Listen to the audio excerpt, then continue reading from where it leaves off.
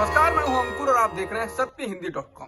एक नजर डाल लेते हैं अब तक की सुर्खियों पर। देश में दिसंबर के महीने में खुदरा महंगाई दर एक साल के निचले स्तर पर आ गई है। इस महीने में खुदरा महंगाई 5.72% पर रही, जो एक साल का सबसे निचला स्तर है। ये लगातार दूसरा महीना है जब महंगाई दर आरबीआई के तय 6% के मानक से कम रही। नवंबर महीने में ये 5.88% रही थी। हालांकि ग्रामीण मुद्रास्फीति नवंबर 2022 में 6.09% से मामूली कम होकर दिसंबर में 6.05% रही। उपराष्ट्रपति जगदीप धनखड़ के सुप्रीम कोर्ट की आलोचना वाले बयान को लेकर वरिष्ठ कांग्रेस नेता और पूर्व वित्त मंत्री पी चिदम्बरम ने प्रतिक्रिया दी और उपराष्ट्रपति के बयान को गलत बताया। पी चिदम्बरम ने उपराष्ट्रपति के बयान को गलत बताते हुए कहा कि संविधान सर्वोच्च है, ना कि संसद। बता दें, राज्यसभा की सभापति जगदीप धनखड़ ने बुधवार को एक कार्यक्रम में कहा था कि न्यायिक मंचों से सार्वजनिक दिखावा सही नहीं है। जगदीप धनखड़ ने सुप्रीम कोर्ट पर बोलते हुए कहा कि इन संस्थानों को पता होना चाहिए कि उन्हें कैसे काम करना है। धनखड़ ने 1973 के केशवानंद भारती केस के फैसले की भी आलोचना की थी और कहा कि सुप्रीम कोर्ट ने मूल संरचना का सिद्धांत दिया कि संसद संविधान संशोधन कर सकती है, लेकिन उसके मूल संरचना को नहीं कर सकती है। धनखड़ ने कहा कि कोर्ट को सम्मान के साथ कहना चाहता हूं कि इससे मैं सहमत नहीं हूं। धनखड़ ने सभी संस्थानों को अपने अपने दायरे में रहने को कहा। इससे पहले कॉलेजियम को लेकर भी धनखड़ टिप्पणी कर चुके हैं। इसी सब पर प्रतिक्रिया देते हुए पूर्व वित्त मंत्री पी चिदम्बरम ने कहा कि राज्यसभा के माननीय सभापति का यह कहना गलत है कि संसद सर्वोच्च है। वो संविधान है जो सर्वोच्च है। मूलभूत ढांचे का सिद्धांत इसलिए आया ताकि संविधान के मूलभूत सिद्धांतों पर बहुमत से चलने वाली सरकार के हमलों को रोका जा सके। पूर्व वित्त मंत्री ने कहा कि मान लीजिए अगर बहुमत के जरिए संसदीय प्रणाली को खत्म करके राष्ट्रपति प्रणाली लागू कर दी जाती है या 7वीं अनुसूची में राज्य को दिए गए अधिकारों को खत्म कर दिया जाए, क्या ऐसे संशोधन वैध होंगे? उन्होंने कहा कि एनजेसी अधिनियम के रद्द होने के बाद सरकार को नया बिल लाने से किसी ने रोका नहीं था। एक अधिनियम के रद्द होने का मतलब ये नहीं है कि मूलभूत ढांचे का सिद्धांत गलत है। चिदम्बरम ने कहा, उपराष्ट्रपति के विचार संविधान को चाहने वालों के लिए चेतावनी है कि आगे क्या क्या खतरे हैं। आरएसएस प्रमुख मोहन भागवत ने कहा कि जब हिंदू राष्ट्र प्रगति करता है तो वो धर्म के लिए ही प्रगति करता है। ये भगवान की इच्छा है कि सनातन धर्म का उदय हो। ऐसा होने से हिंदुस्तान का उदय निश्चित है। धर्म को परिभाषित करते हुए भागवत ने कहा कि धर्म केवल पंथ, संप्रदाय या पूजा का ही एक रूप भर नहीं है। धर्म के मूल में सत्य, करुणा, पवित्रता और तपस्या भी समान रूप से जरूरी है। आरएसएस के सरसंघचालक ने कहा कि बहुत सारे हमलों के बाद भी भारत दुनिया का सबसे अमीर देश बना हुआ है। ये इसलिए संभव हुआ कि यहाँ के लोगों ने धर्म के सत्य को बचाए रखा। भारत की ये स्थिति 1600 सालों तक कायम रही। उसके बाद भी ये अभी भी दुनिया के 5 सबसे अमीर देशों में से है। भागवत ने दावा किया कि 1860 में एक आक्रमणकारी ने धर्म के सत्य को समझा और इसको नष्ट करने के लिए उसने भारत में एक नई शिक्षा नीति को लागू किया। ये सब योजनाएं इसलिए बनाई गई ताकि भारतीय एक साथ न आए और लड़ते ही रहें। उनकी ये योजना से भारत की आर्थिक स्थिति खराब हो गई। अंतर्राष्ट्रीय संगठन ह्यूमन राइट्स वॉच ने अपनी वैश्विक रिपोर्ट में भारत में मानवाधिकारों के उल्लंघन को लेकर चिंता जाहिर की है। रिपोर्ट में कहा गया है कि सत्तारूढ़ हिंदू राष्ट्रवादी बीजेपी की नेतृत्व वाली सरकार की नीतियों ने हाशिए के समुदायों, सरकार की आलोचना करने वालों, मीडिया और धार्मिक अल्पसंख्यकों, विशेष रूप से मुसलमानों पर हमले तेज कर दिए हैं। ह्यूमन राइट्स वॉच ने 100 से ज्यादा देशों में मानवाधिकारों की स्थिति को लेकर अपनी वैश्विक रिपोर्ट जारी की है। इस रिपोर्ट में भारत को लेकर कहा गया है कि भारत सरकार ने विदेशी फंडिंग के नियमों व वित्तीय अनियमितताओं के निराधार आरोपों का इस्तेमाल करके अधिकार समूहों को बंद कर दिया। सरकार ने ऐसे कानूनों और नीतियों को अपनाया है जो धार्मिक अल्पसंख्यकों, विशेषकर मुसलमानों के खिलाफ भेदभाव करते हैं। सरकार द्वारा आतंकवाद निरोधी और राजद्रोह जैसे कठोर कानूनों के तहत कार्यकर्ताओं, पत्रकारों और अन्य अमन पसंद आलोचकों को गिरफ्तार करना जारी है, लेकिन वो अक्सर हिंसा भड़काने वाले भाजपा समर्थकों या भाजपा नेताओं के खिलाफ कार्रवाई करने में विफल रहती है। बीजेपी शासित राज्यों में प्रशासन ने मुसलमानों के घर और संपत्तियां तोड़ी हैं और यह कदम बिना कानूनी वैधता या प्रक्रिया के तहत उठाया गया है। ऐसा विरोध प्रदर्शन या कथित अपराधों की सजा के तौर पर किया गया है। अंतर्राष्ट्रीय संगठन ह्यूमन राइट्स वॉच की दक्षिण एशिया निदेशक मीनाक्षी गांगुली ने रिपोर्ट में बिल्किस बानो के बलात्कारियों को छोड़ने का भी जिक्र किया है। रिपोर्ट में कहा गया है कि अगस्त में भाजपा सरकार ने 2002 के मुस्लिम विरोधी दंगों के दौरान एक गर्भवती मुस्लिम महिला के साथ सामूहिक बलात्कार और उसके परिवार के 14 सदस्यों के कत्ल के जुर्म में आजीवन कारावास की सजा भुगत रहे 11 हिंदुओं की जल्द रिहाई को मंजूरी दे दी। भाजपा के सहयोगियों ने सार्वजनिक रूप से इसका जश्न मनाया, जिसकी व्यापक निंदा हुई। इस कार्रवाई ने अल्पसंख्यक समुदायों के प्रति यहां तक कि महिलाओं के खिलाफ हिंसा के मामलों में भी सरकार के भेदभावपूर्ण रवैये को उजागर किया। ह्यूमन राइट्स वॉच ने रिपोर्ट में भारत में ईसाइयों को परेशान करने के लिए जबरन धर्म परिवर्तन पर रोक लगाने वाले कानूनों का दुरुपयोग करने की भी बात कही है। भारत सरकार ने एक बार फिर कुछ YouTube चैनलों के खिलाफ एक्शन लेते हुए इन पर प्रतिबंध लगा दिया है। ऐसा 6 YouTube चैनल के खिलाफ किया गया है जिन पर फेक न्यूज फैलाने का आरोप लगाया गया है। PIB की फैक्ट चेक की टीम के मुताबिक ये फेक न्यूज फैला रहे थे। इन चैनलों के नाम नेशन टीवी, संवाद टीवी, सरोकार भारत, नेशन 24, स्वर्णिम भारत और संवाद समाचार हैं। इस सभी के मिलाकर 20 लाख से ज्यादा सब्सक्राइबर हैं और इनके वीडियो को 51 करोड़ से ज्यादा बार देखा जा चुका है। कर्नाटक के हुबली में प्रधानमंत्री नरेंद्र मोदी के रोड शो के दौरान उनकी सुरक्षा में चूक का मामला सामने आया है। रोड शो के दौरान एक शख्स ने सुरक्षा घेरे को तोड़ दिया।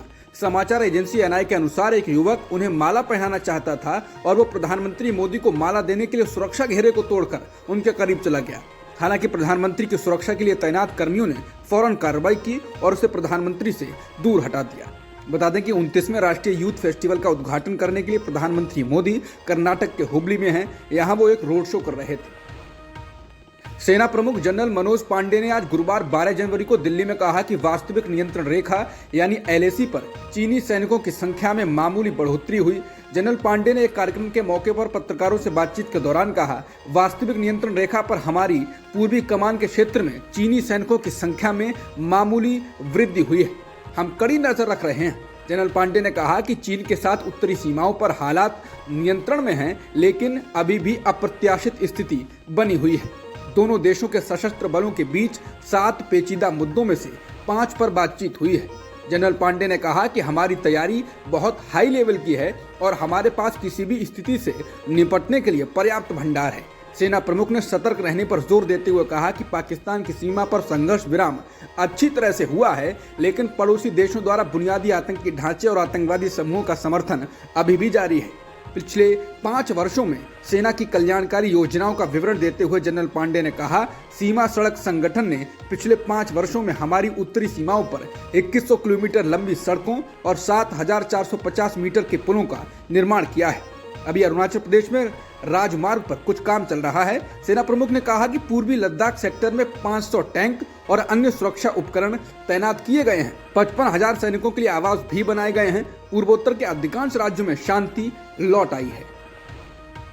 उत्तराखंड के जोशीमठ में जमीन धंसने के बाद भारतीय सेना की कई इमारतों में मामूली दरारें देखने में आई। इसके चलते सैनिकों को अस्थायी रूप से दूसरी जगह पर शिफ्ट किया गया। सेना प्रमुख जनरल मनोज पांडे ने गुरुवार को ये बात कही। वार्षिक सेना दिवस पर प्रेस कॉन्फ्रेंस को संबोधित करते हुए जनरल पांडे ने कहा कि 25 से 28 बिल्डिंगों में मामूली दरारें आई हैं और सैनिकों को अस्थायी तौर पर स्थानांतरित किया गया है। जरूरत हुई तो उन्हें स्थायी तौर पर औली में शिफ्ट किया जाएगा।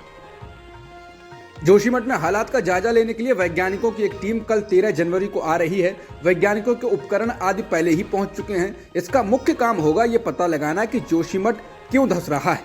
केंद्रीय गृह मंत्री अमित शाह ने आज जोशीमठ पर उच्च स्तरीय बैठक की।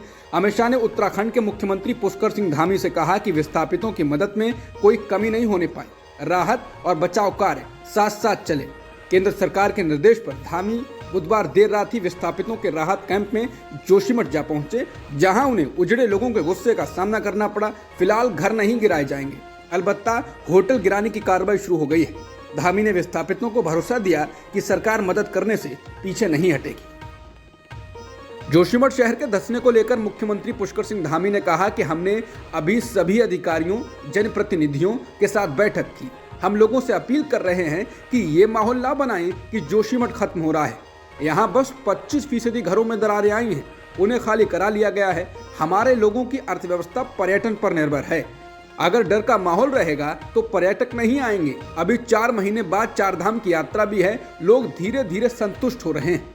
NDTV से बात करते हुए इमारतों को तोड़ने के बाद मुआवजे को लेकर सीएम ने कहा कि हमने जो 1.5 लाख की फौरी राहत की घोषणा की है वो आज शाम तक लोगों के खातों में चली जाएगी। हम आगे और राहत राशि देंगे। हमने सरकार और जनप्रतिनिधियों की एक कमेटी बना दी है जो मुआवजे को लेकर बात कर रही है। इसके अलावा दरारें क्यों आई, अभी उसका अध्ययन भी चल रहा है। दिल्ली के सूचना और प्रचार निदेशालय ने आम आदमी पार्टी को 163.62 करोड़ रुपए की वसूली का नोटिस दिया है। वसूली का यह नोटिस कथित तौर पर राजनीतिक विज्ञापनों को सरकारी विज्ञापन के रूप में प्रकाशित करने के आरोप में दिया गया है। डीआईपी ने वसूली नोटिस में कहा है कि दिल्ली में सरकार चला रही आम आदमी पार्टी को नोटिस जारी होने के 10 दिनों के भीतर इस राशि का भुगतान करना होगा।